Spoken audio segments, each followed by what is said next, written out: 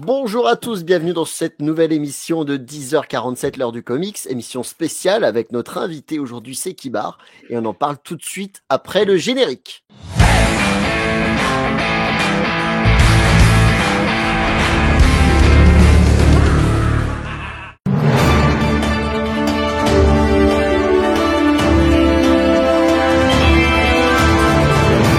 Édition spéciale BMT. Bonjour à tous, bienvenue dans cette édition spéciale où aujourd'hui nous allons parler justement de comics. Je suis avec l'invité Kibar, mais tout d'abord je rejoins un correspondant, mon cher Benoît. Benoît, est-ce que vous nous recevez en direct des EHPAD ? Oui, tout à fait. Merci Benoît. La question c'est, alors vous qui êtes un lecteur de vieux comics, à part Strange, qu'est-ce que lisent les gens s'il vous plaît sur place ? Tout à fait.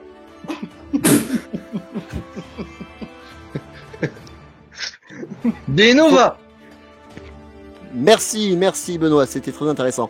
Et je rejoins le deuxième invité spécial en direct des nurseries, c'est Red. Red, est-ce que vous me recevez ? Ta gueule. Ah, ta gueule, le mien.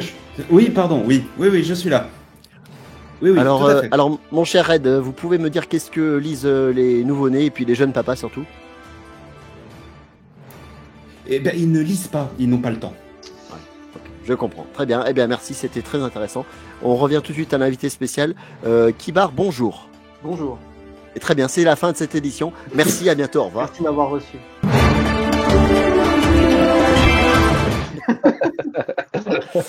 Voilà, alors en vrai, Kibar, on est très très content de te recevoir. Vraiment.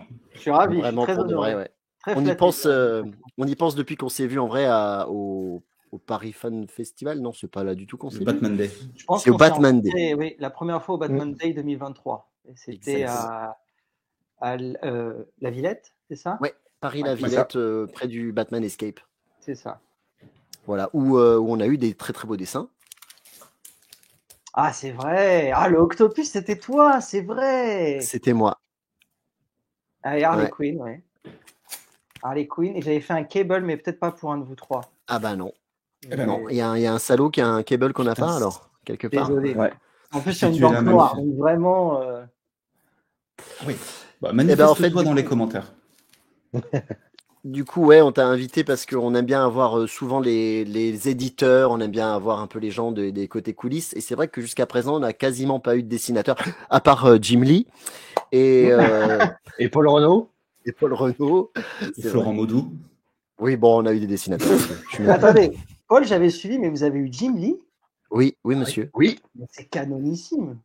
Un petit peu. Oui. Ah ouais. Ouais, c'est une des vidéos où on a fait le moins de vues. En plus, c'est ça qui est fou. Ouais. Ouais. C'est vrai. Et Franck Shaw. Encore plus flatté d'être Si. dans le show. Ouais. On a eu Jim. Oui. C'est son pote. Oui, bah ça va, j'ai le droit, je lui ai serré la main et tout. Je me lave plus depuis. Et du coup, est-ce que pour les gens qui ne te connaissent pas encore vraiment, mais ça va vite être réglé après cette émission, est-ce que tu peux te présenter, s'il te plaît ? Oui, donc je m'appelle Kibar, j'ai 30 ans depuis cette année et je suis donc depuis 1 an et demi dessinateur de comics ou plutôt illustrateur. On m'a proposé de faire des couvertures et c'est le cas depuis 1 an et demi pour Todd McFarlane, pour Spawn, son personnage phare, celui qu'il a créé. Et voilà, donc ça fait 1 an et demi que je suis, comme on dit, artiste publié. Avant ça, j'ai fait du dessin en festival. J'étais et je suis toujours ce qu'on appelle fan artiste. Je dessine des personnages sur lesquels j'ai pas les droits. Et donc, je faisais ça en convention de comics depuis 2019 et sur Instagram aussi. Et c'est notamment sur Instagram que j'ai eu mes premiers gros clients américains. Et donc, de fil en aiguille, ça m'a un peu amené à l'opportunité Spawn qui dure depuis un peu moins de 2 ans. C'est fou. Voilà. Et ça, c'est ma deuxième couverture. Ça faisait partie des questions qui arrivaient plus tard, mais vu que tu en parles tout de suite, comment ça s'est passé ? Un jour, tu as reçu un message de Todd McFarlane qui t'a fait « Salut mec, tu veux dessiner pour moi ?» Oui, j'ai énormément de chance, ça m'est tombé dessus. Et un jour, j'étais à la fête des voisins. Je sais pas pourquoi je dis ça, mais le contexte est tellement fou. Donc, j'étais à la fête des voisins, dans mon nouvel appartement, et je reçois un DM du compte Instagram de Todd McFarlane. Je regarde et il me dit oui, je suis Todd McFarlane, je suis le créateur de Spawn. Ah bon? Et est-ce que tu voudrais faire des dessins pour nous? Give some of your beautiful art for us, blablabla. Et par contre, je suis au Zimbabwe. Est-ce que tu pourrais m'envoyer 10 000 euros, s'il te plaît? C'est vrai. Non, mais non. Il a dit que ça venait du compte officiel. En fait, c'est ça. C'est ce qui m'a fait dire que c'était pas un scam. Alors peut-être qu'il y a des techniques pour que tu passes par le compte officiel, mais en tout cas, voyant que ça a redirigé vers le compte, je me suis pas dit que c'était un scam. Par contre, je me suis dit que c'était peut-être pas très sérieux. En tout cas, qu'il fallait pas s'emballer. Si ça se trouve, il voulait juste prendre contact et ça n'allait aboutir sur rien. Oui, mais assez vite, on a fait un Skype avec lui et Thomas Seeley, qui est son assistant, l'éditeur en chef de Spawn depuis quelques années. Et là, c'était un entretien mi-professionnel où il m'a dit des choses comme il faut travailler vite. Et en même temps, c'est un entretien assez détente parce qu'on a aussi un peu refait le monde, on a geeké sur quels étaient nos artistes préférés. Donc c'était très agréable mais exigeant. Et voyant qu'il voulait travailler vite, j'ai envoyé 24 heures après 6 ou 9 croquis de propositions de couverture. Et pendant 1 mois et demi, j'ai pas eu de nouvelles de leur part. Donc je me suis fait une énorme frayeur. Je me suis dit, ça se trouve, tant pis, erreur de casting, ils aiment pas ce que je fais et c'est pas grave, ça se raconte quand même comme anecdote. Puis au bout d'1 mois et demi, ils m'ont dit, c'est pas mal, mais renvoie d'autres dessins. Façon polie de dire que c'était pas top. Ouais, mais tu as eu une réponse quand même. Et j'ai envoyé d'autres dessins. Ils ont validé 2 croquis et ce sont les 2 couvertures, les 2 premières que vous avez vues. Celle en bleu et orange, où il met la main comme ça, et la verte dans l'église. Voilà, ça c'est mes 2 premières couvertures. Waouh. Ah oui, j'allais dire Red, on t'entend pas, t'as coupé le micro. Ouais, parce que la nursery est activée. Mais justement, par rapport à ça, il t'a contacté, mais ton compte Instagram, il était... t'étais actif dessus, mais t'avais beaucoup de monde qui te suivait, t'avais beaucoup de republications. Enfin, est-ce que tu sais comment ils t'ont trouvé, en fait?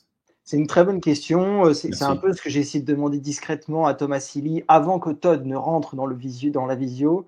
Et Thomas m'a dit que Todd m'avait trouvé par Insta. Donc je ne sais pas si c'est vraiment Todd ou si c'est Thomas, mais en tout cas, lui m'a dit que c'était Todd qui m'avait trouvé par Insta. Et Thomas m'a dit que Thomas avait flashé sur un de mes dessins, un de mes premiers, où Spider-Man se regarde les mains comme ça. C'est un dessin sur papier noir et qui avait été notamment finaliste d'un concours Comic-Con en 2019. Voilà, un concours d'art que faisait à l'époque Comic-Con Paris. Et c'est ce dessin qu'il a fait, sur lequel il a flashé lui. Donc, je ne sais pas ce que Todd précise, qui a fait vraiment tiquer Todd, sachant que quand ils m'ont demandé de proposer de nouveaux dessins, ils m'ont dit, écoute, on aime bien aussi ce que tu as fait sur Spider-Man, les 3 Spider-Man au coucher du soleil. Imaginons quelque chose comme ça, mais avec une cape de Batman, une ambiance un peu Batman, et si tu mélanges les deux, ça peut faire une bonne couverture. Donc ça a été mes inspirations pour la première couverture que j'ai fait sur Spawn 340. Tu avais déjà dessiné du Spawn avant ou pas? Quasiment jamais. J'avais eu un client à Tours en 2020 qui m'avait demandé une commission Spawn. Quand je la revois d'ailleurs avec du recul, j'ai pas envie de dire c'est ridicule parce que le client il est content, mais avec du recul, c'est tellement... pareil. Voilà, déjà je le ferai plus comme ça. Je pense que je me suis un petit peu amélioré et puis même mon approche est complètement différente. Là, récemment, je me suis dit, attends, tu vas continuer peut-être à faire des couves pour Spawn. Il faudrait que tu poses sur le papier. J'aurais dû faire ça dès le début. Comment tu veux faire Spawn? Et donc je me suis fait des spawns de face, de profil, de 3/4, différentes attitudes, différents tests de lumière. Et donc voilà, mon approche aujourd'hui est beaucoup plus, je pense, beaucoup plus, je sais pas comment dire en anglais, dedicated, mais je prends ça beaucoup plus au sérieux. Voilà. Ouais, non, mais t'es plus. Mais alors ça, c'est un truc qu'on voit dans l'évolution de ton travail, parce que du coup on a un peu stalké tout ton Insta aussi, mais il y a tout un choix et sur lequel tu travailles énormément, c'est que tu es très sur du numérique, ça se voit avec un jeu de lumière important, et là sur pas mal de commissions ou en tout cas de dédicaces que tu as pu faire, tu travailles énormément sur du noir et blanc en fait. Là, c'est le dernier Batman là, que t'as Pour la montré. lumière. Voilà, tu joues énormément sur la lumière. Tu as même fait des posts où tu montrais comment il fallait orienter les ombres par rapport au masque de Batman. Ça, c'est pourquoi ce choix de partir sur beaucoup de dessins en noir et blanc comme ça, enfin sur une feuille noire finalement. Parce que le papier noir, c'est le support sur lequel je me sens le plus à l'aise et le plus rapide. Ah ouais. J'ai Ok. l'impression que, en plus, le noir, le fait que la feuille soit déjà remplie de noir, ça donne déjà beaucoup de densité au dessin. Hmm. Si tu veux, la feuille ne fait pas vide, elle fait déjà remplie. Donc Ouais. déjà, le noir est un biais, mais déjà, Mhm. ça apporte beaucoup de densité. Et ensuite, effectivement, quand on dessine, il faut savoir un peu tout faire, mais les deux logiciels principaux que j'ai dans la tête, c'est le logiciel anatomique et le Mhm. logiciel lumière et ombre. Et j'ai l'impression que je vais plus vite en créant de la lumière, donc en apportant du blanc sur du noir, plutôt qu'en créant du noir sur du blanc. Où j'ai Ok. l'impression que là, il faut tout décortiquer, il faut apporter beaucoup de détails. En plus, c'est très ingrat. L'ancrage traditionnel, encre noire sur papier blanc, parce qu'on passe des heures à faire des petits détails qui remplissent assez peu la page. Mais si vous devez faire, par exemple, je sais pas, les écailles de Captain America, vous allez passer des heures à faire ça. Et en fait, ce qui va vraiment densifier, c'est quand vous allez mettre le bleu, c'est quand vous allez C'est remplir ça. le papier. Donc, je trouve que c'est le moyen sur lequel je vais le plus vite. Et parfois, Ok. d'ailleurs, j'ai des clients qui me disent ah, mais du coup, vous prenez vraiment des commissions que sur le papier noir. Je dis non, je prends sur le papier blanc. Mais c'est vrai que mon style le plus habituel en traditionnel, c'est Mhm. le papier noir parce que c'est là que j'ai l'impression que je peux le plus m'exprimer au niveau de la lumière et des ombres. Ok. Moi, j'ai vu des dessins que tu as fait en convention, des Ghost Rider, des comme ça. C'est vraiment magnifique sur le papier noir, hein. Ça s'y prête. C'est vrai que il y a deux choses qui font qu'on me demande tout le temps des persos sombres. C'est un, le papier noir, et deux, le fait que j'ai fait Spawn. Et du coup, Ouais. maintenant, on me demande beaucoup de Batman, on me demande du Spawn, on me demande souvent du Ghost Rider, c'est vrai en ce moment. Enfin, tous ces personnages un peu sombres, évidemment, toute la galerie de Spawn, le Violator, etc. Et pour moi, c'est super, je suis très content, mais j'ai une petite frustration, c'est que mon perso préféré historiquement dans mon enfance, c'est Superman. Et en fait, on me le demande assez peu parce que le traditionnel donne moins l'idée. Voilà. Bah là, par exemple, on pourrait aussi en parler du projet Superman et Lois. Mais ça, Mhm. Superman et Spider-Man, c'est mes deux gros persos de mon enfance. Et spontanément, on me le demande moins. Mais tant mieux, on me le demande aussi un petit peu. Je trouve mon bonheur à la fin. Bah, quand Jim Lee va te contacter via Instagram pour dire Hey, j'ai remarqué ton super dessin et que tu seras le prochain artiste de Superman, on te le demandera, je pense. Ne me vendez pas du Et- rêve comme ça. Don't do that. Pardon. Don't give me hope. On va revenir sur les premières questions parce qu'on s'est tout de suite lancé dans Spawn, mais à la base, j'avais des questions très simples, genre, bah, justement, toi, quel lecteur tu es? Tu lis quoi à la Non, mais base? Tu as démarré comment? j'ai remarqué l'approche journalistique. Vous avez commencé par l'accroche actu, donc le plus C'est ça. chaud. Et ensuite, et vous avez vu, même dans les films, hein, c'est comme ça. Ils font toujours l'événement le plus chaud. Et ensuite, on revient aux origines et à la backstory. Putain, les Ah, mais gars, on devient bon, on devient bon. Ah à ouais! croire qu'on prépare nos En trucs, vrai, quoi. Putain. Tu parles il y a une heure en se disant attends, on dit quoi déjà? Attends, on invite qui déjà? J'ai oublié. ah oui, c'est vrai. Ouais, Donc, donc Ouais, tu pardon, du coup, disais, ouais, j'ai entendu ça. qu'est-ce que tu lis en soi? Qu'est-ce que tu lis tout enfin, court Pas même. forcément en ce tout moment, court, mais ouais. comment tu as commencé Ouais. les comics? Alors, moi, le gros coup de cœur originel, c'est les dessins animés du dimanche matin. Donc, je pense qu'on a à peu près le même âge, on est à peu près de la même génération. Yes. Donc, c'était F3X. Avant Oui. F3X, c'était Superbat. Je ne sais pas si vous vous souvenez, mais dans les minicums, en fin de minicums, il y avait une capsule, Ça- c'était les dessins animés Superman et Batman. Je vous dis ça parce que personne ne parle de Superbat et récemment, j'ai cherché sur Internet, j'ai trouvé des référencements INA de cette émission, une fiche Wikipédia et je suis même le fou, le taré. Je suis même tombé sur le site Internet d'un compositeur qui a composé le générique et il mentionne Superbat. Donc je sais que cette émission a existé, mais plus personne n'en parle. En tout cas, je savais pas que. C'est l'ancêtre d'F3X. Donc, à F3X, vous savez, il y avait X-Men, il y avait Static Shock, et puis il y avait surtout Batman, la Ligue des Justiciers, et Superman. Et donc, Batman, Superman sur France 3, et Spider-Man sur TF1. Mais il fallait se lever tôt pour Spider-Man, et souvent j'étais en retard. Donc, Spider-Man, c'était plutôt en cassette. Avec le générique tout en numérique et tout, là. Oui, mix 3D, 2D. Mais bon, génial. j'adore cette série, donc on ne critique pas. Et donc, ça, c'est l'amour de base, c'est le coup de cœur de base, c'est les dessins animés de super-héros. Et comme on est une génération bénie, on a eu à la fois les dessins animés, les comics et les films. Ouais. Et donc, évidemment, le premier Spider-Man au cinéma, même si je n'ai pas le droit de le voir au cinéma, donc je le vois de manière un peu illégale. Et ensuite, Spider-Man 2 au cinéma, c'est l'événement, évidemment. Batman Begins, énorme claque en 2005. 2008, le coup de massue. Et puis, sinon, je te dis, Superman comme fil rouge, que ce soit en comics, je dirais en graphic novel, parce que mon histoire préférée, c'est Paix sur Terre, d'Alex Ross. Donc, voilà. C'est 3 super-héros. Évidemment, des rajouts à l'adolescence. Dans ma génération, il y a eu le Daredevil, il y a eu Hulk, il y a eu Captain America. Donc, tout ça fait partie de mon univers, dans lequel Spawn a été très satellitaire, en fait. Quand je l'ai connu jeune, je me souviens, dans un documentaire, mais avant de le connaître vraiment, c'est venu tard. Et pourquoi tu n'as pas le droit de voir Spider-Man au cinéma? Parce que je suis trop jeune. Et donc on me dit mais à l'époque Ouais. Ah oui, oui, en 2002, je suis né en 94. Mes parents considéraient que c'était mieux que je le voie à la maison plutôt qu'au cinéma. Ok. Putain, qu'est-ce que c'était bien. Ouais, je m'en rappelle aussi quand je suis allé voir au cinéma. Moi aussi. J'étais amoureux de Mary Jane. Évidemment. Et tout le monde lui tape dessus, mais il faut. Déjà, cette femme est trop belle, il faut le dire. Et puis en plus, moi j'ai toujours vu Mary Jane dans les films Spider-Man comme cette copine qui sait pas ce qu'il veut. vous voyez toujours des gens qui sont un peu incertains en amour, ils savent pas trop, ils vont à droite, à gauche. En fait, c'est ça Mary Jane. Dans les films de Sam Raimi, bien sûr. C'est oui. Les 60s, mais voilà.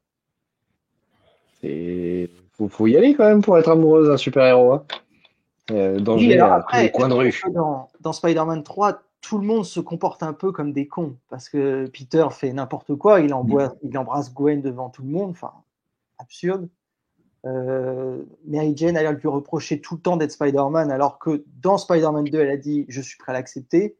Donc tout le monde est un peu bête dans ce film. Donc pour moi, c'est comme s'il n'avait jamais existé. On reste sur le très bon souvenir du 1 et du 2. Du 1 et du 2, ouais. Puis surtout le costume de Venom. Oh non, mais c'est pas possible. Ouais. Et du coup, c'est quoi le premier comics que toi t'achètes officiellement? Tu rentres dans une librairie en disant j'achète ça maintenant. Tu te souviens de celui-là? Je ne me souviens pas du premier, mais j'ai un fort souvenir d'avoir lu les intégrales Spider-Man de 62 à 74, 75 à peu près. Okay. Et ça, c'est le gros souvenir de mon enfance et de mon adolescence. C'est les intégrales Spider-Man traduits en français. Jusqu'en 74-75, je ne sais plus trop. J'ai lu après, ce qui est arrivé après, et les années 80, et Todd. Et sinon, des petits comics Batman de Neil Adams, que ma mère lisait quand elle était petite.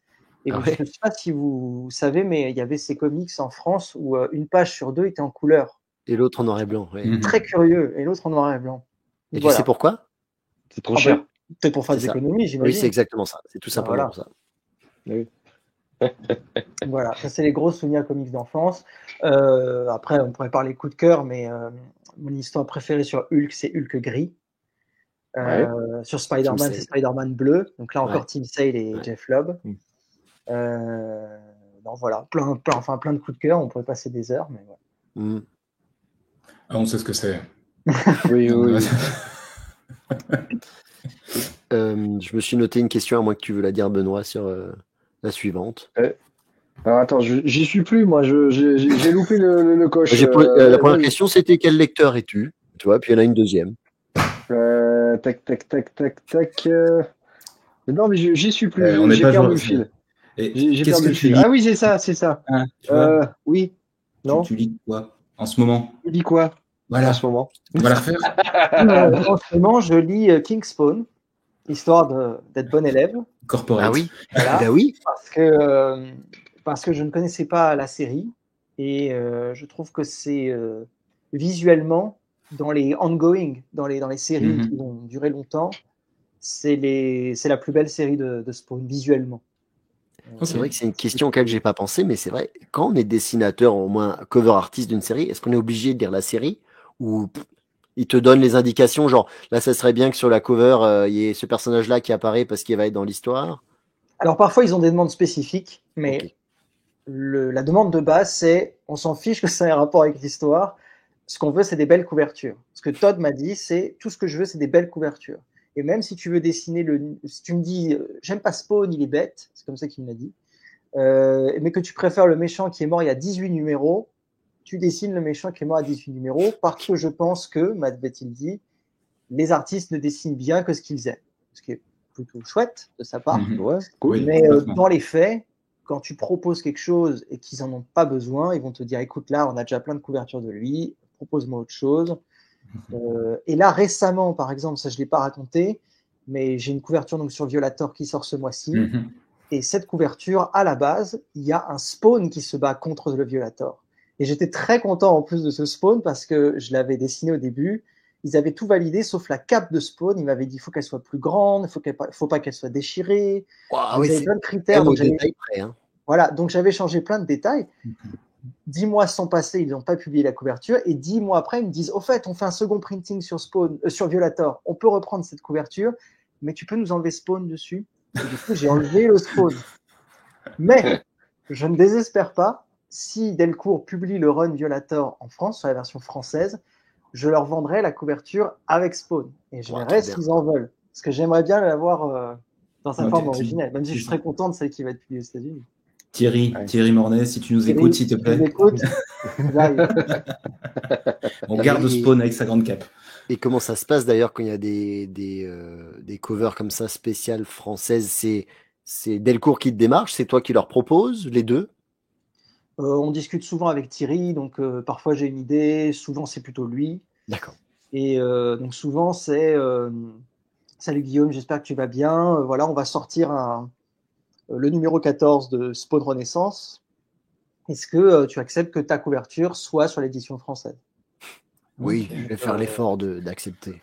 Non, mais en vrai, si on parle technique, c'est une question légitime parce que je ne suis pas payé en plus pour le fait que cette couverture est publiée. C'est à titre vraiment. Ils ont les droits, ils reprennent la couverture américaine. Exactement, du coup, non? ils reprennent le catalogue que leur fournit Todd McFarlane Productions.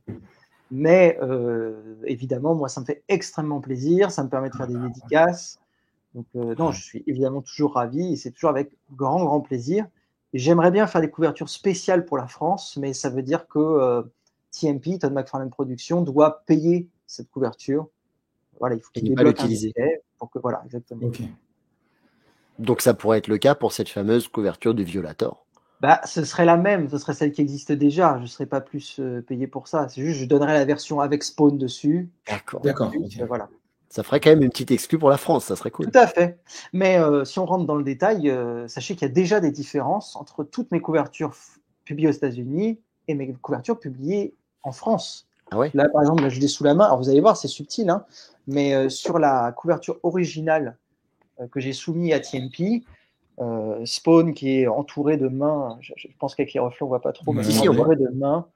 Vous voyez, l'ambiance est un peu violette, désaturé, bleu, vert.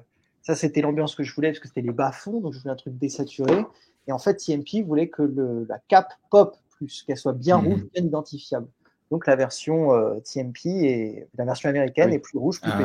Ah oui, effectivement. Voilà. Sur le slide, on la voit, celle-ci, ouais, d'accord, ok. Sur la couverture dans l'église, Todd lui-même a modifié les couleurs. Ça, c'est la version originale, dans les bleus-verts, c'est un ton que j'aime bien. Ouais. Et Todd l'a changé dans des tons plus jaune-vert. Ok. D'accord. Il a même la main sur la colorisation, quoi. C'est ce que me dit Thomas Silly. C'est ce que me dit Thomas. Bah après, le mec, il est impliqué dedans. Hein. Ah bah, ça, on peut pas dire le contraire.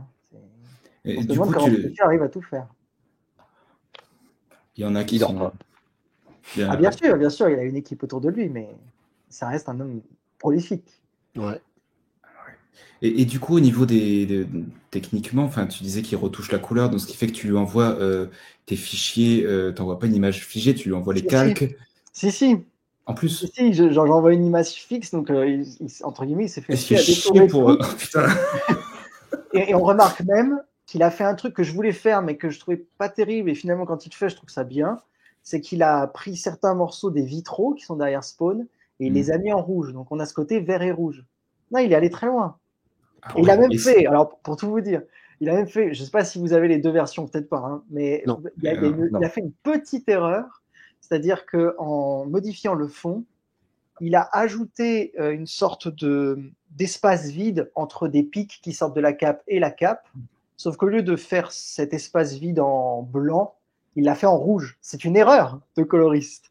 Et ça, c'est la couverture. On va le chercher, ça. Officiel. Voilà. Ça, on va chercher. Le Où est Charlie de Todd McFarlane, quoi.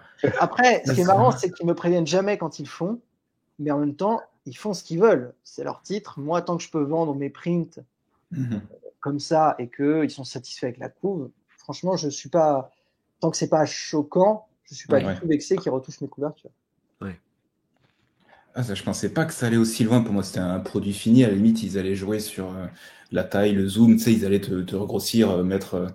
Enfin, on l'a vu c'était chez Urban. Ils s'étaient servi d'un dessin de Belen Ortega qui était une page intérieure et ils l'ont sorti en couve et ils l'avaient mise en miroir.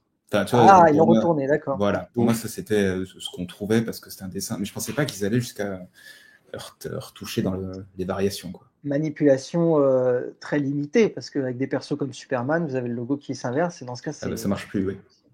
Mais vous l'avez dans des vieux comics. Dans des vieux C'est comics, vrai. ils s'en foutent de la cohérence, ils inversent le truc, et voilà. Oui, bon, on n'est plus à ça près. Ouais, mais bon. Il était un miroir, ça passe. Exactement. Oui, tout à fait.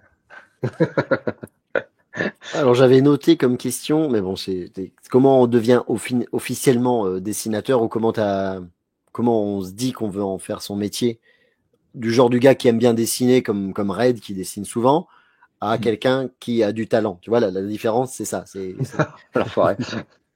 Arrêtons avec ça. On va pas commencer avec le débat sur le talent et Non, c'était un petit pic Je sais, gratuit. je sais. Mais il aime bien mettre Mais des fions, t'inquiète pas.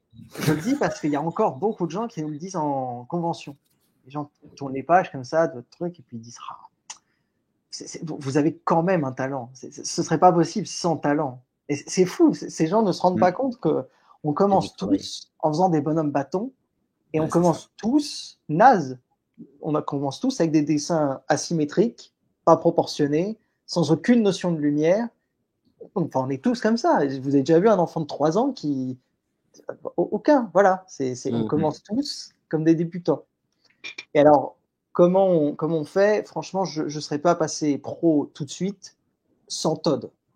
C'est vraiment parce que Todd est venu me chercher que déjà, ça m'a donné mon premier projet et que quelque part, ça amène un petit sentiment de légitimité. Il y a un autre truc aussi, c'est que à partir du moment où vous avancez un peu, sans même être publié, à force que des gens vous suivent sur les réseaux sociaux et que c'est des gens que vous aimez bien, alors là, ça vous donne une énergie colossale. Quand des gens que vous admirez en dessin vous suivent sur Instagram, vous mettent des petits likes, des petits commentaires, vous envoient des messages privés, viennent vous voir en festival. Là, récemment, il y a un artiste qui s'appelle Marco Faia, qui fait aussi des couvertures sur Gunslinger, qui est venu me voir, qui m'a dit, Kibar, en italien, il m'a dit, Kibar, tu fais partie des artistes que je voulais rencontrer. C'est ouf, c'est génial. Il m'a proposé de faire un dessin à 4 mains, tu sais, à 2. Ah oui, trop bien. Donc, quand des gens aussi talentueux, on va dire, pour reprendre le mot, viennent te voir et te disent que c'est bien ce que tu fais, ça te donne une énergie folle. Après, moi, ce qui m'a vraiment propulsé, déjà, ce qui m'a donné beaucoup d'énergie, c'est les clients américains sur Instagram et sur Facebook. Ah ouais. Ces gens-là, ils viennent et ils ont des demandes très spécifiques. Et là, tu te dis, quand même, c'est plus des clients à côté de chez moi, pas des voisins. Qui sont à l'étranger, qui sont dans le pays des super-héros et qui me demandent de faire des trucs. Ça vient par étapes. On va dire qu'à partir de 2020, les premiers clients américains, du réalisateur de Superman et Lois aussi, et puis Todd, voilà, crescendo, puis les gens qui te suivent sur les réseaux et qui te donnent des encouragements. Tout ça te donne un peu plus confiance en toi. Ok. Mhm. Ouais, c'est sûr que ça fait plaisir, ouais. Ça te donne vraiment la motivation de continuer et d'aller chercher beaucoup plus en détail. C'est Et puis cool. encore une fois, une parole rassurante tu es à ta place, c'est bien ce que tu fais. Enfin, des choses qu'il est impossible de se dire à soi-même. Et puis le Ouais, boulot, ça, je pense que c'est beaucoup, beaucoup de boulot. Tu passes combien d'heures par jour? Tu dessines combien? Et deuxième question qui en découle, c'est comment tu jongles avec ta vie de famille, avec peut-être ton autre boulot. Enfin, ça se passe comment tout ça? Enfin, c'est des métiers passion. Donc, les gens savent que peut-être que tes week-ends, tu seras pris. Là, j'ai calculé, cette année, j'ai fait 23 événements. J'ai fait 23 dédicaces, conventions de comics, déplacements à l'étranger, etc., etc. Donc 23 événements, c'est quoi, il y a 52 semaines dans une année? Ouais, c'est la moitié. C'est Une sur quasiment deux. un week-end sur deux. C'est un truc Ouais. de fou quand Ouais, quand parce qu'à tu chaque fais fois, vivre. c'est potentiellement 2, 3 jours, parce que si tu as un voyage, si tu as un déplacement, tu vas aux États-Unis au Comic-Con, tu en as pour la semaine. Enfin, Tout à fait. c'est des trucs de fou, quoi. Tout à fait. Donc les gens savent, donc ils sont indulgents. En fait, ce qui me pèse le plus, c'est pas la fatigue, parce que ça va, j'ai pas trop besoin de dormir. Sauf le jour où je me À couche. partir de 35 ans, tu verras, ça change. Oui, j'imagine. En tout cas, pour l'instant, ça va. Je me contente de peu d'heures de sommeil. C'est surtout, je m'en veux par rapport à mes proches et à mes amis. Hmm. Par rapport à ma petite amie, par rapport à mes amis proches. J'aimerais avoir plus de temps pour eux. Et eux me rendent beaucoup d'amour et de compréhension. Donc ça va. Et puis, enfin voilà, encore une fois, les gens s'adaptent. Là, je vais à l'anniversaire de ma sœur qu'on fête avec 2 semaines de retard pour qu'il y ait bien toute la famille. On aurait pu le faire le jour même. Je crois qu'ils ont fait un resto. Moi, je pouvais pas. J'avais un festival et elle m'a dit pas de problème, vas-y. Et heureusement que mes proches sont compréhensifs parce que sinon, je m'en voudrais terriblement. Ça pourrait être Ah un oui. drame. Et tu dessines combien d'heures par jour à peu près, du coup, tu sais? Ça dépend. Il y a des jours où j'ai pas besoin de dessiner, même s'il faudrait que je dessine un peu comme un sportif. Il faudrait que je m'entraîne tous les matins. Franchement, à tous ceux qui veulent devenir dessinateur professionnel, c'est ce que je conseille, c'est de voir ça comme un échauffement de sportif. Le matin, tu te réveilles et tu fais, je sais pas, un crâne de face de profil, ou bien tu fais un torse et tu fais la lumière et les ombres. Donc, si tu fais ça tous les matins, tu peux très vite devenir une machine. Et donc, ça dépend. Il y a des jours où j'ai pas besoin de dessiner parce que je n'ai pas de projet urgent à rendre. Et puis, il y a des jours où, je sais pas, ça peut être 24 heures à la suite. Après, en moyenne, c'est plutôt entre 3-4 heures si ça va, je peux aller vite. Et ça peut aller jusqu'à 8, 9, 10 heures, 12 heures, enfin peu importe. Oh. C'est ce que ça implique, peu importe. Ouais, mais c'est comme ça que tu gagnes aussi en efficacité. Et ça se voit quand tu fais des dédicaces après ou des commissions ou des dédicaces sur le moment. Tu gagnes en rapidité, mine de rien, parce que quand tu fais des dédicaces sur les comics, tu nous sors pas une tête qui sort d'un puits, quoi. Tu vas faire un crâne, tu vas faire plein des trucs plus grands, quoi. T'as vu le petit clin d'œil là ou pas? T'es vraiment une grosse pute, toi. Pourquoi? fait, C'est un tacle? Il se fout de ma gueule, ouais, parce Ah, que missile. j'étais à une convention en Belgique à la FACT. Je sais pas si tu l'as déjà fait. Oui, fax, j'ai déjà fait. Ouais. Et il y avait Gabriel Rodriguez, donc dessinateur de Lock and Key. Et c'était une des premières fois qu'il venait en Europe, si c'est pas la première, je sais, il y a quelques années. Et tout le monde, du coup, lui demande je veux tel perso, je veux machin. Et je vois qu'on lui demande des trucs très spécifiques. Et moi, je suis quelqu'un de plutôt cool et je me dis fais ce que tu veux. Et du coup, je me suis dit, du coup, il va se faire plaisir, un truc qu'il fait pas d'habitude. Il m'a fait juste un puits. C'est-à-dire qu'il a des cailloux comme ça, le puits, et vite fait le haut du crâne de la meuf qui sort du puits. C'est tout. Il m'a dessiné un puits. Voilà. Ça m'a toujours fait rire. Mais c'est un beau puits après. Hein. C'est un beau puits. Après, là, encore une fois, là où tu dis tes dédicaces, elles sont un peu mieux et tout, ne nous faisons pas d'illusions. C'est le début de ma carrière. Je sais que oui, complètement. Je commence à être jugé dès maintenant. C'est pas dès maintenant en faisant des puits ou en faisant des petits trucs torchés que je vais me faire la meilleure image. Donc, bien sûr. Quand j'ai le temps, je demande toujours aux gens s'ils sont pressés. Et quand j'ai le temps, disons allez, au moins 10 minutes. J'aime bien faire un truc sympa. Et cette année, j'ai été gâté, puisque comme j'ai fait une couverture sur Kingspawn, la page de garde est noire, donc je me sens à l'aise et je me sens rapide. Là, t'es dans ton élément, quoi. Voilà, peut-être que sur du papier blanc, je serais beaucoup moins à l'aise et ce serait beaucoup moins bien. Je pense à rien. Donc Thierry, on continue dans l'idée sur la couverture future. Il faut que l'intérieur soit noir. Je lui ai dit. Je lui ai dit. Et dans les conventions comme ça que tu fais donc les 23 que tu as fait, surtout en France, tu es invité, c'est toi qui t'inscris, comment ça se passe? Ça dépend.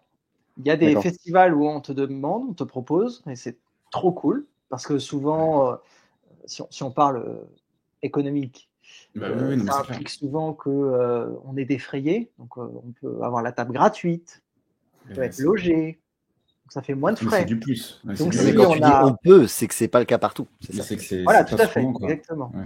Donc, et c'est ce que je dis souvent aussi au festival, sans vouloir forcer quiconque, mais dès qu'on a moins de frais, on est moins préoccupé par la rentabilité, vendre absolument et donc on peut consacrer beaucoup plus de temps aux gens. On peut vraiment soigner beaucoup plus le travail.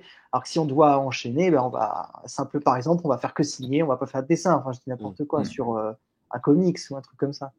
Et donc il y a d'autres festivals, et c'est plutôt une majorité, où tu dois effectivement t'inscrire toi-même. C'est un peu de paperasse. Tu dois payer ta table. Tu dois, si c'est un voyage, acheter le billet, trouver un bon hôtel. Et tout ça à tes frais. Voilà, bien sûr. T'assurer que tout ça n'excède pas les frais raisonnables. Parce que je dis n'importe quoi. Si tu fais un voyage et que tu en as pour au total avion, hôtel et compagnie pour plus de $1000, il faut faire rentrer plus de $1000 pour commencer à être rentable. Oui. En général, ça va. Aux États-Unis, c'est plutôt rentable. Mais c'est quand même des frais à prévoir. Ah, mais c'est une balance qu'il faut bien équilibrer. Donc, c'est pas le plus. Enfin, y aller pour faire du neutre. Enfin, il faut que tu en vives aussi. Souvent des mecs qui tiennent des boutiques de comics. Moi, je suis très admiratif de la profession parce que tu gères tout le temps un stock, tu fais des paris sur des trucs que tu achètes et tu espères que ça va vendre pour être rentable. C'est franchement un métier super dur. Métier passion. Ça me fait penser, j'ai discuté tout à l'heure avec Guillaume de Comptoir du Rêve à Toulouse, qui te fait une bise de Toulouse et il m'a dit demande-lui vu ses métiers s'il est plutôt Clark Kent ou Peter Parker. Voilà, j'en profite. Eh bien, je suis pas photographe, donc je fais un petit peu de photos, mais pour moi, donc peut-être plus Clark Kent, mais j'ai pas les lunettes. Alors ça aussi, à 35 ans, tu verras, ça vient en fait. Oui, en fait, c'est pas vrai. C'est pareil. J'ai des lunettes, mais c'est des lunettes de repos. Donc, je suis pas obligé de les mettre tout le temps. C'est vraiment quand je commence à avoir les yeux qui piquent et tout. Oui. J'aimerais juste terminer cette petite parenthèse convention. La plus grosse que tu as fait cette année, c'est New York, je pense. Hein. C'est New York. Mais il y a précision honnête.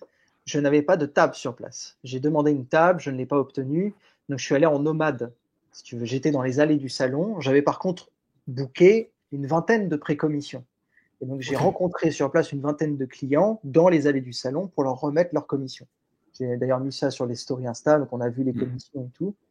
Mais heureusement que j'avais aussi des copains français qui avaient une table, parce que ça nous servait un petit peu de point d'appui logistique. Je laissais la valise derrière eux, et du coup, je pouvais librement aller voir les clients, parfois même leur donner rendez-vous devant la table de mes copains. Et voilà. Donc ça, c'est la plus grosse convention que j'ai fait cette année. Après, Charlotte, en Caroline du Nord, c'est quand même vachement bien. Je ne sais pas si vous connaissez cette convention qui s'appelle Heroes. Les gars, il faut que vous connaissiez. Un jour, il faut que vous fassiez un voyage là-bas. Franchement, je trouve que c'est la Mecque des conventions de dessinateurs de comics. Ah oui. Vous voyez New York, la réputation que ça, je ne sais pas si vous l'avez déjà fait, mais c'est immense. Il y a tout un hall, il y a presque tout un étage comme ça dans le Javits Center. C'est que artistes allés. Voilà, 250 à 300 artistes, je ne sais même pas combien ils sont, mais c'est immense. Imaginez que Charlotte, c'est plus grand et ça n'est que ça. Ce ne sont que des artistes de comics. Ouais, il n'y a pas d'acteurs de série ou des conneries comme ça. Non, alors vous avez des boutiques de comics pour vous vendre des comics et des Blanc cover. des blanc cover et des trucs comme ça. Mais c'est pas orienté cinéma ou série, c'est pas orienté jouet, pas trop. C'est principalement, quasi exclusivement que des dessinateurs de comics. Et franchement, pour tout collectionneur qui existe. C'est la ruine. Je pense que c'est la ruine assurée. Parce que c'est vraiment extraordinaire. Et puis tu as tout le monde. J'ai acheté un original de José Luis Garcia Lopez. J'ai rencontré des artistes. Enfin, je rencontre souvent en convention que j'aime beaucoup. Mais plein d'artistes que je pensais jamais rencontrer. Des signatures qui ont 30, 40 ans d'expérience. C'est vraiment paradis pour tous ceux qui aiment le original art. Vraiment le dessin traditionnel. Et donc là, à New York, c'est toi qui a tout booké, avion, hôtel, machin. Mais tu leur as demandé l'autorisation d'être présent sur place? Bon, j'ai acheté mon billet. C'est déjà bien. Mais je sais pas, t'as pu mettre le logo, je suis présent à New York, ou ça tu peux le faire, tu t'en fous? J'ai mis oui, tu veux dire, est-ce que j'aurais utilisé leur logo sur mes réseaux sociaux? Oui, si t'as pas de table là-bas, je sais pas comment ça se passe. Écoute, personne m'a rien dit. Si ils m'interdisent, voilà. Je leur fais de la pub. Il y a le côté un peu vendeur à la sauvette. Ouais. T'es avec ta table et tu repars en courant, ouais. Non, alors ça par contre, j'ai pas. Avec 4 tours Eiffel à côté. Ça, j'aurais pas le droit. Français. Ça, effectivement, mettre une petite table, je pense que évidemment, j'aurais pas le droit. Donc c'est pas ce que j'ai fait. Mais s'il s'agit de rencontrer des gens, bon, j'estime que voilà. Après, s'ils me disent demain que c'est pas possible, mais bon, l'année prochaine, j'essaierai d'avoir une table surtout. Ah, trop bien. Ah bah oui. Si t'as besoin d'un assistant pour porter la table, hein, Ouais, et puis si t'as besoin de l'assistant pour tenir la table. Ça fait 3 assistants, ça fait beaucoup quand même. On retrouvera. C'est marrant d'ailleurs, je vous en parle parce que je vous dis ce que je pense, mais il y a ce qui me passe par la tête, mais il y a un gars récemment qui m'a demandé est-ce que vous prenez des stagiaires? Ah ouais. C'était lui, là, c'était lui au-dessus, non? C'est peut-être lui, oui. Pour une fois, non. Non, pour une fois, je vous jure que non. Et je lui ai dit, je suis pas contre, mais je ne sais pas ce que je pourrais te faire en fait, parce que le café. Tu peux me regarder. En plus, j'en bois pas. Donc, non, franchement, il n'y a pas grand-chose à faire. Je travaille de chez moi. Et oui, mais c'est pas un métier où tu n'es pas dans une boîte. Voilà. Il y a des artistes comme ça qui ont des assistants pour faire le fond ou je sais pas quoi. J'étais resté sur le fait que Hergé demandait à des assistants de faire les décors et les véhicules sur Tintin. Et en fait, j'ai vu l'exposition là qui vient de se terminer à Beaubourg, au Centre Pompidou. Et en fait, il y a plein de trucs où il y a des décors et des véhicules et c'est signé Hergé. Ça donne de la valeur, je pense, mais c'est pas sûr qu'il ait tout dessiné, effectivement. Je sais pas. C'est ce que j'avais entendu, mais je ne saurais pas dire. C'est un spécialiste de tintinophilie. Je sais pas si on dit ça. Tintinophile, si. Si, c'est ça. C'est ça, c'est ça, ouais. Non. Bref. Du coup, on discutait du coup des covers, etc. Mais aujourd'hui, pour l'instant, tu n'as fait que des covers. Est-ce que tu as une volonté de faire un peu peut-être des intérieurs ou... Je suis pas contre, on ne m'a pas proposé. Donc déjà, il faudrait qu'il y ait le projet. Et de 2, il faudrait que j'aille beaucoup plus vite. Parce que, alors là, vous dites que je vais vite en dédicace et tout, c'est gentil, mais la vérité, c'est que je pense que je suis trop lent actuellement par rapport au marché.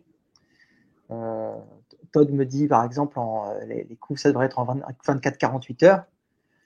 Je me stresse pas parce que je vois le temps qui met à me répondre quand je leur envoie des trucs. Mais souvent, je mets plutôt une semaine, histoire de bien peaufiner les détails et tout. Ce qui ne me semble pas un délai déconnant, parce que je crois que les grands noms de couverture de comics mettent souvent une semaine, mais je suis censé aller plus vite. Et vous en avez déjà parlé avec des artistes de comics, le travail intérieur, c'est comme si tu faisais 6 couvertures. Enfin, j'exagère, tu vois, mais en gros, il y a quand même 6 dessins différents à faire, ou 4 dessins différents, je sais pas combien de cases. Donc, non, il faudrait que je sois plus rapide. Il faudrait que je sois aussi meilleur en un peu tout, c'est-à-dire les décors, tu vois, j'en fais pas tant que ça. Je me concentre beaucoup sur l'anatomie et la lumière des persos. Donc, il faudrait être meilleur en tout, plus rapide, et qu'on me le propose. Mais je suis pas fermé. Et j'aimerais beaucoup le faire. Et ça me plairait de faire. C'est un travail qui est assez différent parce que là où sur une cover, toi, tu vas en plus aller pousser sur la lumière, sur les couleurs potentiellement. Un artiste et lâcher prise sur la couleur. Et il va être sur de l'ancrage. il va pas forcément aller taper sur. Alors, il va te faire les nuances de gris peut-être, mais il va pas faire la couleur. Donc là-dessus, potentiellement, tu gagnes du temps, mais c'est à toi de repenser le dessin complètement comme ça en noir et blanc aussi. Mais tu t'es. Noir et blanc, Ouais. je pense que ça irait, mais par contre, lâcher prise sur la couleur, ça pourrait me tracasser. C'est un truc auquel tu tiens. Oui, et pourtant, je suis pas peintre, hein, je me considère pas peintre, mais par exemple, ma première couverture pour Spawn, on a eu un petit différence sur la couleur avec Todd. Parce D'accord. que j'avais fait Spawn, j'avais triché sur la lumière, ce qui avait rendu Spawn bleu et orange. Et ça donnait presque l'impression que la cape était pas en flamme, mais Mhm. moi j'aimais bien parce que bleu et orange c'est des couleurs complémentaires, j'adore. Et ça te permet d'apporter une petite touche parce que Spawn, au fond, tu l'as déjà vu 1000 fois, donc comment te différencier? Donc, j'avais trouvé ce moyen. Et Todd me dit, écoute, c'est bien, c'est du bon travail, mais Spawn est noir et rouge, donc fais-le noir et rouge. Donc j'ai envoyé une version modifiée. Sauf que ils ont publié la version bleu et orange. Donc, je pense qu'ils se sont juste trompés de fichier dans le dossier Dropbox. Et moi, ça me va très bien parce que c'est ma couverture préférée. Non, ou alors ils se sont dit finalement, en voyant le rouge, c'est vrai que l'autre a un petit peps en plus. C'est pas impossible. Je ne sais pas. Ouais. Ou alors il a détouré, il a encore oublié un morceau, ça a Ah, foiré. peut-être. Imagine, il a bossé toute la nuit dessus. Ah, parfait. Il ferme, il n'a pas enregistré, ça part. L'erreur. Après, j'ai discuté de ce truc avec quelques artistes qui sont genre quasiment que artist cover maintenant. Et ils me disaient aussi juste tout simplement, mais financièrement, c'est un peu plus intéressant pour eux d'être. Ah oui ouais. Pourquoi parce que ils gagnent plus en faisant que des covers, c'est plus rapide à faire et finalement le prix à la cover pour eux est plus intéressant. C'est Dicky Ruan qui me disait ça il y a pas longtemps. Ah ouais Il fait plus que des covers maintenant et il m'a dit franchement pour le moment ça me va. Un jour je me remettrai à l'intérieur mais pour l'instant je suis vraiment bien comme artiste cover. Après, Dicky, il est coté de fou, donc ça m'étonne pas. J'imagine qu'il se fait bien payer pour ses couves. Moi, c'est mon premier taf aussi. Ouais. Donc, j'ai pas demandé un prix énorme pour mes couvertures. Et bon, je pense qu'en plus, ce côté un peu. Eh oui, puis je pense que Marvel le sollicite souvent. Oui, il fait quasiment que du Marvel et il en sort 3-4 par mois aussi. Donc, c'est beaucoup plus. C'est beaucoup plus. Donc, si moi j'avais autant d'opportunités que Dicky, je lui dirais peut-être la même chose. Ouais. Et aujourd'hui, mon business model, c'est les festivals. D'accord. On n'en a pas parlé, mais en fait, aujourd'hui, ce qui me rémunère le plus, ce sont les commandes de clients, de particuliers. Okay. Si j'avais pas, c'est pour ça que j'en fais 23 en une année. Si je peux en vivre actuellement, c'est grâce aux commandes de particuliers sur Insta et en convention. Et sans parler de chiffres, tu as dit mes prix de cover ne sont pas forcément très élevés. C'est toi qui demandes un tarif ou c'est eux qui disent chez nous la cover c'est tant? Non, c'est eux qui te demandent de proposer. Donc, en plus, comme moi, c'est toujours délicat comme situation. T'en as jamais fait, va sortir un prix, quoi. Bah, je sais pas, $10,000. Ouais, pour tout vous dire, j'ai demandé à Gaël, qui avait fait des couvertures aussi pour Marvel. Mais c'est ça, c'est le réseau qui te. Ouais. Voilà, et donc c'est lui qui m'a dit écoute, tu demandes pas en dessous de temps. Donc, j'ai pas demandé en dessous de temps. Parce qu'il faut paraître sérieux un peu quand même. Voilà, un minimum, bien sûr, bien sûr. Et puis en plus, je suis arrivé dans un moment où c'était un peu l'inflation. C'était en 2022 qu'ils m'ont contacté. Okay. Donc, on était un peu en pleine vague inflationniste. Et donc, la question, c'est. Et en fait, quand je suis allé aux États-Unis, je me rends compte que. Les prix, oui, effectivement. Donc, pas les prix de tout, je veux dire les prix de la vie quotidienne. Donc, pour vivre de quelque chose, les prix des loyers, évidemment. Donc, non, ça rigole pas, il faut manger. Ah bah, à un moment, oui. Parce que 100 balles et un ticket resto, ça te fait pas vivre, quoi. Donc, non, c'est sûr. Je vous rassure, c'est pas 100 balles et un ticket resto. Ah, j'espère pour toi. deux gros tickets resto. Question très très importante. Monsieur et Madame Égé n'ont pas de fils. Comment s'appelle-t-il? Yves. Yves Égé, c'est ça. Non, mais on les prépare pas du tout non plus, les blagues, en fait, je suis désolé. C'est ça le problème. Il faut des auteurs, hein, parce que là, c'est. Ah là, ça envoie. On est sponsorisé par Carambar. Ils ont coulé d'ailleurs. Sponsorisé. Carambar, c'est meilleur. Oh, elle est belle. C'est belle. Sponsorisé. Moi, je la valide. Merci. Allez, bien. J'avais noté personnage préféré à dessiner, mais du coup, je pense que c'est un peu tes persos préférés, sûrement Spider-Man et Superman, du coup. Ouais, sûrement. Sûrement. Et encore, hein, j'aimerais faire ce que j'ai fait pour Spawn, c'est-à-dire prendre le temps de, je sais pas, tu vois, poser un character design, Mhm. dire, allez, ça c'est le Superman de Kibar, tu vois, ou le Spider-Man de Kibar. Mais tu sais Je que suis moi, je t'ai content d'avoir pris le temps contacté. de le faire pour Spawn. Je t'ai contacté pour ça, tu as fait un Superman incroyable. Et je vais pas le retrouver, mais tu as fait un Superman en blank cover, en pose, tout en couleur. Il est ouf. En aquarelle, tu as l'impression réalisme. Ah, Voilà. Cavill qui enlève sa chemise. Ah, Non, c'est Non, pas c'est pas celui-là. ça? D'accord, Non, ok. Ah, je vais le ça, c'est trouver. ouais, ça, c'est le travail sur Superman et Lois. Bah, ça, justement, là, on voit qu'il y a, t'as repartagé en plus ta publication qui avait été repartagée par James Gunn. Non, Ouais. mais là, déjà, si tu veux, t'as Il y a eu ça atteint il y un a 2 semaines. level. Là, Il y a tu eu peux ça il y a dire, 2 oh, semaines. ok, c'est bon, je vais me coucher. Enfin, ou pas te coucher, toi, tu dors pas. Mais c'est ouf d'atteindre ça parce que là, enfin, je trouve que là, dans tes dessins que tu as publiés là, à ce niveau-là, on n'est plus juste sur du fan art parce que on est carrément dans le cinématographique, en fait. Ah ouais. Enfin, on va taper sur des affiches de films, on va taper sur. Enfin, je trouve qu'elles sont ouf et on quitte juste le dessin de comics. Enfin, quand tu vois celle qu'il a repartagée, le dessin que tu as fait, c'est extrait, on dirait que c'est extrait d'une scène. Ah. Enfin, c'est ouf, je trouve, comme c'est fait.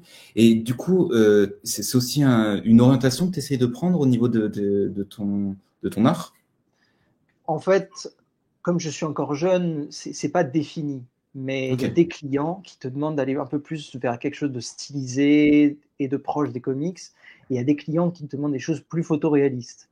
Mhm. Je suis un peu entre les deux, si vous voyez ce que je veux dire. Ouais. Et peut-être pour être souple, voilà. Et, mais des gens comme Pablo Rivera sont un peu comme ça aussi. Ils peuvent avoir Mhm. des styles un petit peu plus proches du comics et d'autres plus quasi photoréalistes. Ils pourraient faire des affiches de films, ce serait pas choquant. Alors donc moi, j'ai pas encore trop eu l'occasion de faire ça, sauf à des rares petites exceptions un peu événementielles. Le projet Superman et Lois, c'est que un des réalisateurs de la série est venu me voir fin 2021 et me dit pour le tournage de la saison 2, j'aimerais offrir des cadeaux aux scénaristes et aux acteurs et aux équipes techniques. Et j'aimerais faire des fausses couvertures de comics que j'imprimerais au format comics, basées Celui-là que sur... j'adore. Ah ben voilà, donc ça c'est Cavill qui ouvre sa chemise. Oui, alors, oui, c'est celui-là que j'ai trouvé complètement Ok. ouf. Ah, il est ouf. J'ai flashé là-dessus. Et je me suis pris en photo pour ça, pour faire pas pour le visage évidemment, pour l'ouverture de la Ah, chemise. ça c'était une question d'après, justement.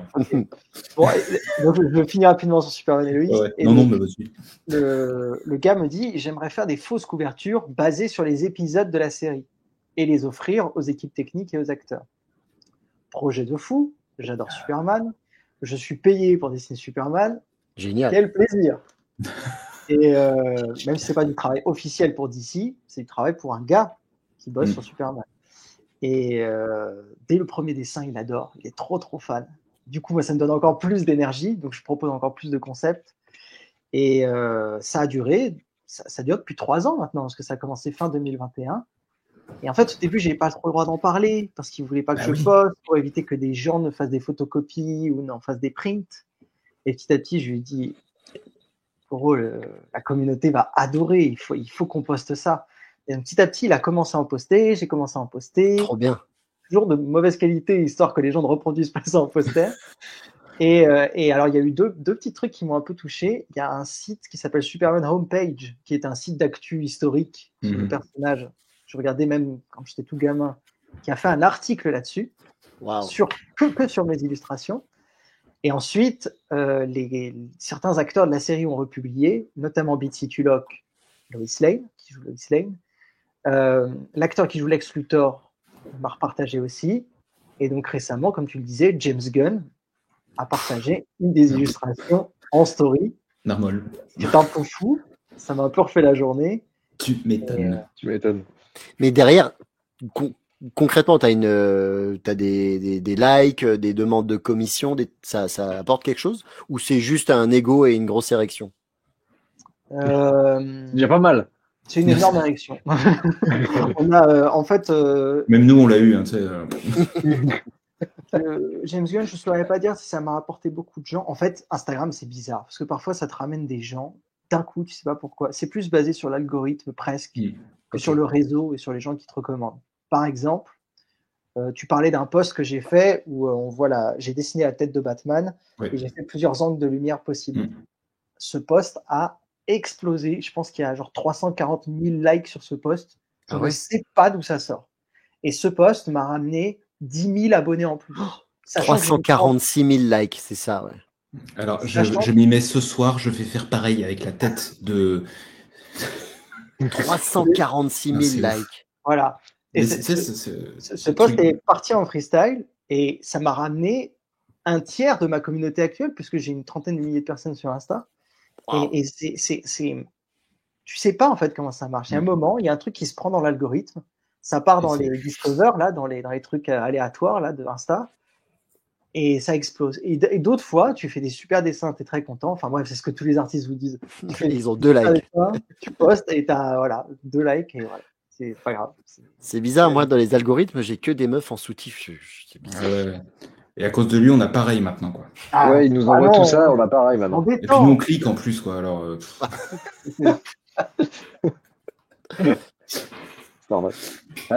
Du coup, ouais, donc tu dessines en convention principalement sur papier, en numérique. Lequel tu préfères? Et en numérique, est-ce que tu t'aides ou pas, hein, et quel est peut-être ton ressenti sur les aides avec l'IA? Alors attends, il y a deux choses. Le dessin numérique ou dessin digital, peu importe, c'est génial parce que ça t'apporte une grande souplesse. Par exemple, quand tu fais ton croquis, tu fais ton anatomie, et tu dis, ah, les jambes sont trop petites, tu sélectionnes tes jambes, tu grossis, voilà. Ça n'empêche pas de devoir ensuite écorcher la jambe et de faire tes muscles, les machins, mais c'est une aide non négligeable. Si tu es sur papier, tu dois gommer ta jambe et la refaire. Donc ça, déjà, c'est ce que j'aime sur le numérique. Et parenthèse, j'adore aussi le fait que l'iPad enregistre le process, la vidéo. Le time-lapse, c'est génial. Du coup, je peux poster la vidéo time-lapse sur les réseaux. Et souvent, c'est du contenu que les gens aiment bien. Voir le dessin de A à Z, comment il a été fait. Ouais. Donc ça, déjà, j'aime bien. J'aime beaucoup l'iPad pour ça. L'iPad, ça m'a aussi apporté de la liberté sur la couleur. Parce que pareil, si tu n'es pas content de ton vert, qu'il est bleu-vert, mais que tu préfères jaune-vert, tu as juste à changer un curseur. Voilà. Ça ne veut pas dire que tu ne dois pas créer la lumière, les ombres et machin. Parfois, tu sais, il y a des posts sur Instagram et c'est genre, tu vois le dessin, les gens font un effet de gomme et là, le dessin apparaît.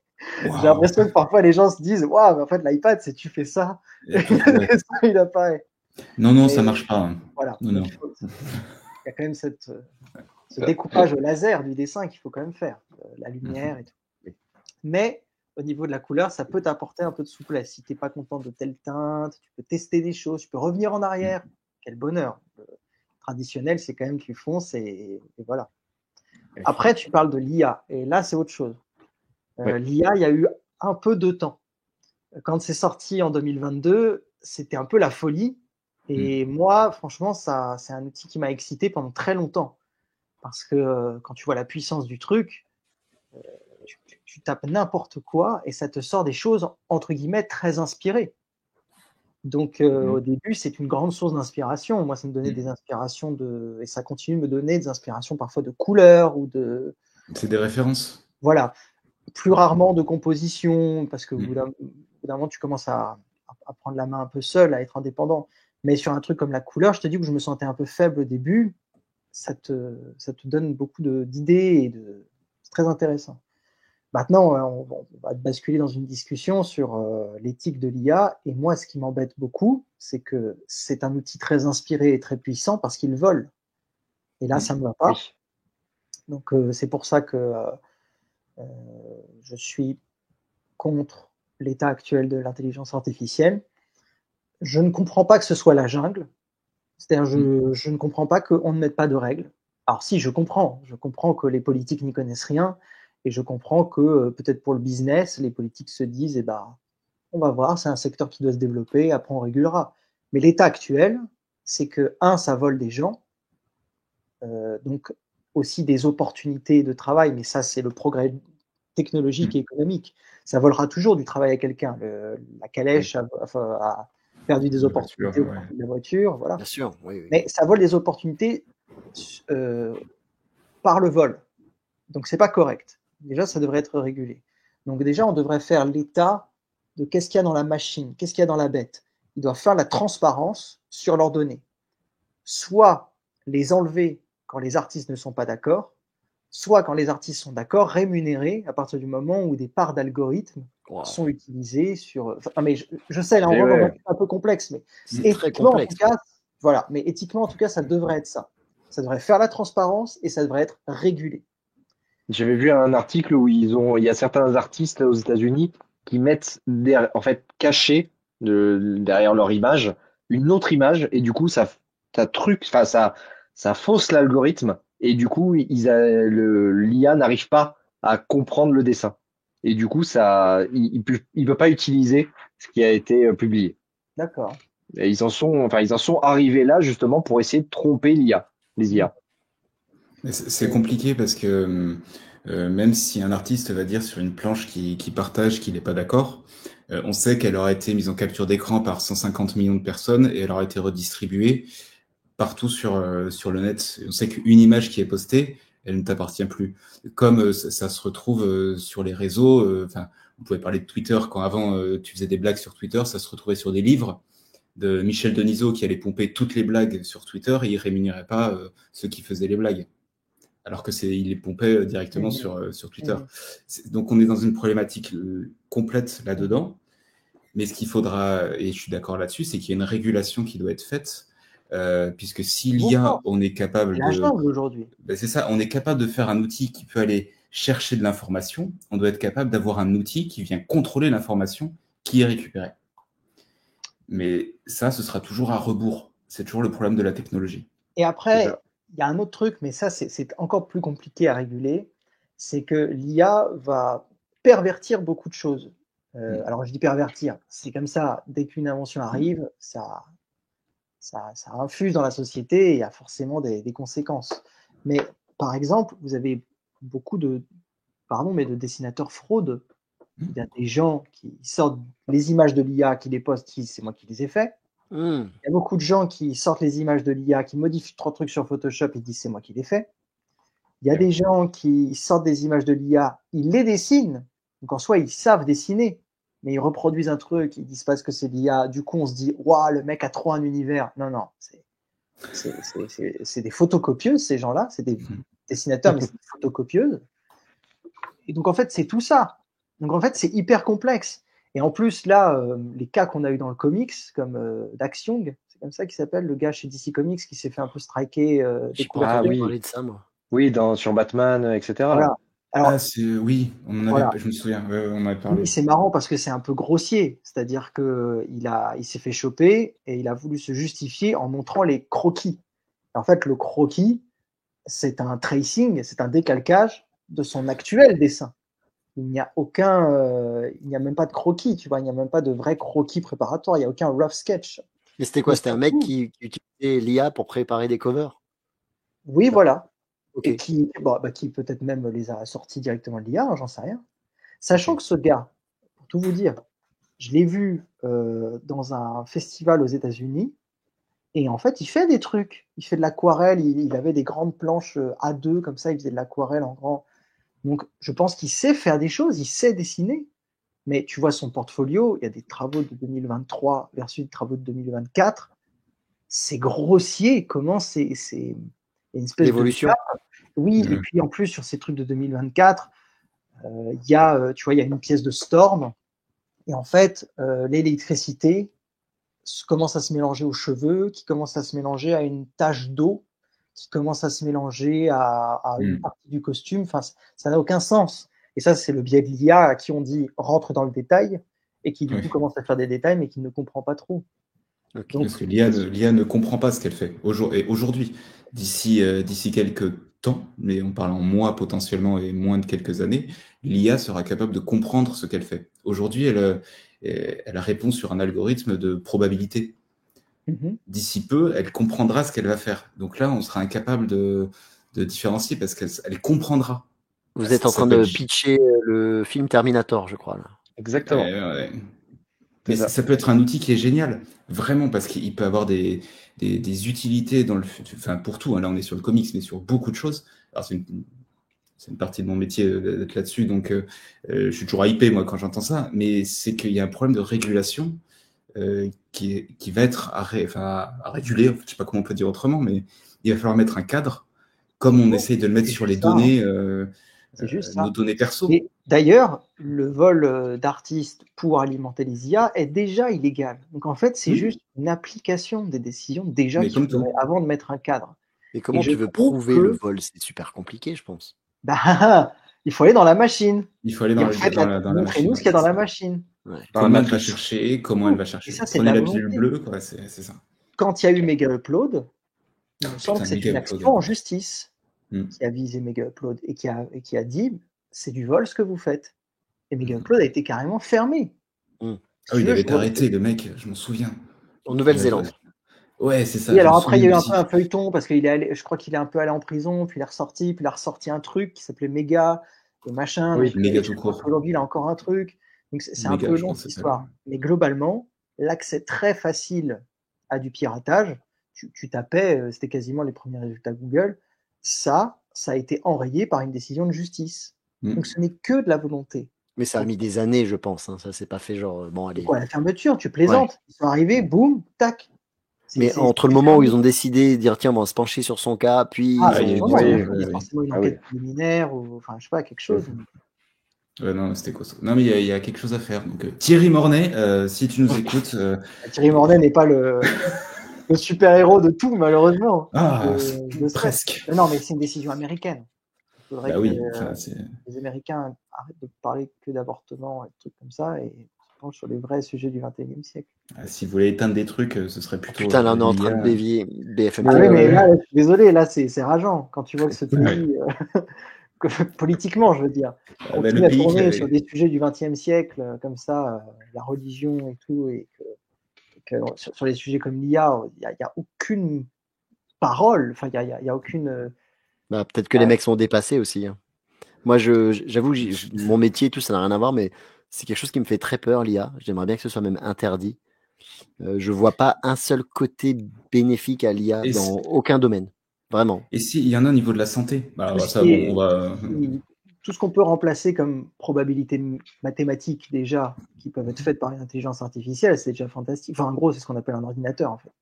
Mais Mais l'IA, par exemple, si on donne juste un exemple, et après, je pense qu'on n'ira pas forcément plus loin, parce qu'on quitte nos comics, mais sur la santé, l'IA, en fait, va absorber toute l'information. On prend souvent l'exemple que l'IA est utilisée aujourd'hui dans les hôpitaux à Paris par des oncologues au niveau des cancers, puisque là où un médecin, tu prends le meilleur, le ponte du service d'oncologie, qui lui va voir, qui a peut-être 30 ans d'expérience, d'aller voir les radios, les machins, mais il va avoir cumulé peut-être quoi, je sais pas, 5000, 10 000 images. L'IA est capable en 4 secondes d'avoir analysé des milliards d'informations de radio et aller détecter une probabilité que ce soit un cancer parce que c'est une probabilité, donc elle aura analysé des milliards d'informations. Et là, tu vois l'intérêt là-dessus. Tu vois, mais parce qu'il y a un intérêt humain. Après, dans tout ce qui est art, tu vois, le doublage, les non, mais là, dessins. ça dévie. C'est complètement ça. Mais comme la technologie doit te faire permettre d'avancer. En fait, je pense qu'il va falloir il va falloir du discernement parce qu'on dise que même l'art généré en intelligence artificielle soit une forme d'art, il faudra montrer dans les années à venir en quoi c'est une forme d'art. C'est-à-dire, est-ce que, par exemple, quand on voit quelqu'un travailler sur une image générée, est-ce qu'on a l'impression qu'il apporte un savoir-faire, je ne sais pas, sur la lumière ou sur la composition parce que du coup, ça commence à ressembler à du travail de graphiste un petit peu. Et dans ce cas, est-ce qu'il apporte vraiment une plus-value par rapport à un graphiste traditionnel? En fait, je pense que ça demande un peu d'éducation et de discernement. Moi, je peux vous dire ce que j'aime chez les dessinateurs. Ça se trouve, il y a des gens qui ne sont pas touchés par ça.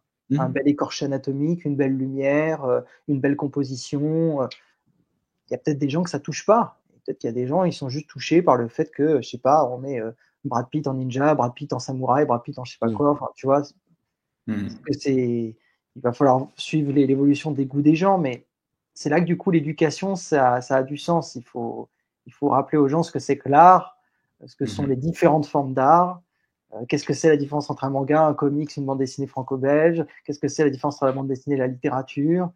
Donc pour ça, il faut de l'éducation pour les goûts des gens, et pour le progrès, il faut des règles. Il faut arrêter que ce soit la jungle. Déjà faire respecter les règles, et ensuite en mettre des nouvelles. C'est bon, je crois qu'on n'a jamais eu une discussion aussi intelligente. Non, mais là, on a pété l'histoire. Mais C'est pour ça, si vous voulez de ça, la l'art, fumée. ça, c'est de l'art. Voilà. Et encore, c'est fait sur tablette en partie. Oui.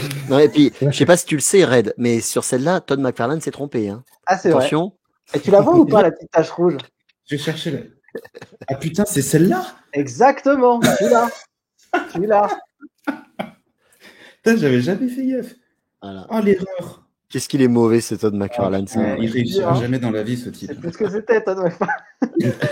Alors, pardon, ça devait être la dernière question, Lia, mais il y en a juste une toute petite qui vient de me popper, et on terminera là-dessus, puisque tu es monsieur un peu Spawn en ce moment. Est-ce que tu as des infos, toi qui connais Todd et qui fait des zooms avec monsieur McFarlane? Il t'a donné des infos sur le film ou pas? Non, aucune. Et à chaque fois que je le vois, on n'en parle pas. Mais j'en parle avec les fans beaucoup. Parce que les gens, en fait, souvent, c'est les gens. Putain, mais quand est-ce qu'ils refont un film? Parce que le premier film, voilà. C'est de la merde. Génial. Bah oui. Les gens ont des souvenirs différents de ce film. Il y a des gens, ils ont un très bon souvenir de ce film. Ah. Je pense que ce que les gens aiment, c'est surtout la hype qu'il y avait autour. Il y avait de la musique, il y avait une BO hard rock. Hard rock et tout, ouais. Bref. Et donc, moi, j'ai aucune info, mais je pense que le meilleur move, ce serait de faire une série. Je pense qu'une série HBO, une série Apple, si vous voulez, ce serait vachement mieux. Déjà parce que vous avez un marché en ce moment du film de super-héros qui est très compliqué. C'est le moindre super-héros inconnu ne fait plus 400 millions minimum au box-office. Même des films avec beaucoup de budget comme Flash peuvent se péter la gueule. Ouais, et puis aussi, ça donnerait l'opportunité de développer un univers. Comme ça, on peut prendre son temps. Ça peut exciter une base de fans qui peut faire monter l'excitation sur les réseaux sociaux. Vous avez la hype, les mèmes, enfin bref, voilà tout ce qu'on connaît. Et donc, je pense que le meilleur move marketing pour Spawn, ce serait de faire une série. Ou une série animée, peut-être. Ou une série animée. Il y avait une comme super série dans les années 90. Elle était géniale, il y a 3 saisons, c'est très gore, c'est très sombre, et je comprends pas qu'ils aient pas fait une suite, tout simplement à ça. Et c'est pas paru en France, ça, je crois, la série animée. Hein. Si, mais c'était sur MTV. Non, ou je sais plus, un truc comme ça. C'était MTV à l'époque. Ah, MTV, ouais, voilà. En tout cas, j'avais cherché en DVD, français, ça n'existe pas. D'accord. Impossible. Mais voilà, moi c'est Todd, si tu le regardes. Yes, if you're watching us, you have a mistake with the red cap, you know? Ouais.